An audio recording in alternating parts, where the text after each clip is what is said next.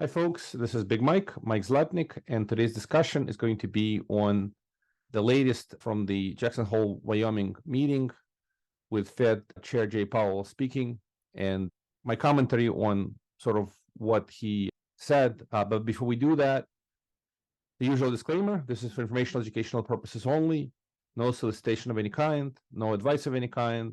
If you're interested in our family funds, request PPM, private placement memorandum to accredit investors only. Consult with your attorney and CPA professional. So again, this is an annual meeting sponsored by Kansas City Fed. It is normal, typical, and common for the Fed chair to speak. Jay Powell did so. And one of the most important messages is there is no real news. He basically said what he said in the past. Fed is prepared to raise rates further as they see fit. And the Fed's target on inflation is still the same. They still want to hit 2% inflation target. And there have been a number of op-eds and presentations where the Fed should reconsider that point, moving from 2% up to 3%. But they remain unchanged. They remain committed to getting inflation down to 2%. That's their objective. And the Fed chair's message was they're fully committed and they'll do whatever it takes to get there. But also he acknowledged the fact that they've done already most of their work through the rapid increases of the interest rates, as they call it, too fast and too furious. And their work just takes a long time to pass through the economy. It is known as long and variable lags.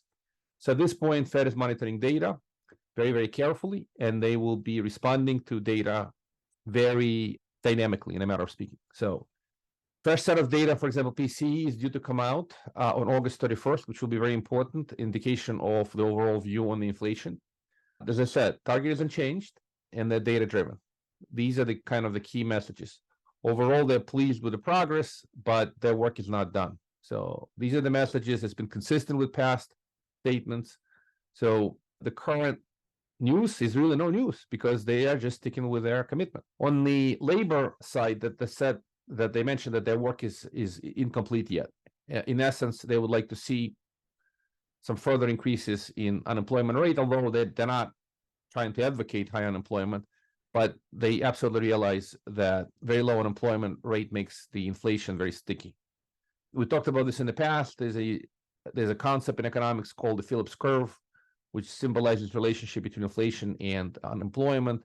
When unemployment is very low, it makes the inflation very sticky and high, and it's difficult to get inflation perfectly under control without getting unemployment to a higher point. But the positive news is the labor participation rate has increased, especially among women in their prime working years, which is great. Demand for hiring and demand for labor has moderated. This is a positive news too. But the job openings still remain at a pretty high level relative to number of applicants. The payroll growth has also slowed down substantially. All these are positive developments towards the overall target. So at this point of time, it's just going to be all eyes on data. And in my view, this is, again, my guess as good as anyone's guess, is that it feels like Fed will likely pause in September. And they'll remain open-minded, and they'll reserve the right to continue the hikes in the future if they see data reversing. So most likely, in my speculative opinion, they're done, and they're going to hold rates flat for a substantial amount of time, probably 6 to 12 months, as they've done in the past, unless something starts breaking really hard. One of the key data points that has come forward recently is that the mortgage rates are the historic, well, they're not historic highs, but they are on a relative basis. They've gone up. The average mortgage rates, off the top of my head, 30-year fixed exceeded 7.3%, and that hurts affordability of a lot of folks to buy their first home or buy an upgraded home. Also impacts a lot of commercial mortgage borrowers.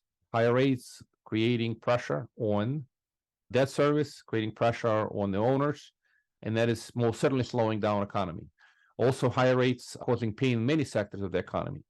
And it is happening. The outcomes are still not clear, but there's a lot of pressure building up, in theory, in the commercial real estate as these loans mature and the cost to renew is up substantially. So some of the folks are salivating for great opportunities. They want to see distressed opportunities. And just I'll let a couple of comments. I was texting with a buddy of mine, and one of the texts was a very exciting text that there's supposed to be $8 billion of commercial defaults in mortgage defaults in August.